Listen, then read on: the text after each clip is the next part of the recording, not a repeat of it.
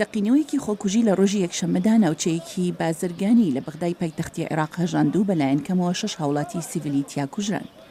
وتەبێژی وەزارەتی ناوخۆی عێراق ژەنەڕاڵ سەعادمان گوتی ئەندامێکی هێزەکانی ئاسایش درکی بە ماشێنێکی بۆم ڕێژکرا و کردبوو تەقەی لێکرد، بەڵام نەیتوانی ڕێی لێ بگرێت ماشانەکە لە بازارەکەی مەدینەتە سەدری ناوچەی شیعەکان نەتەقێنێتەوە.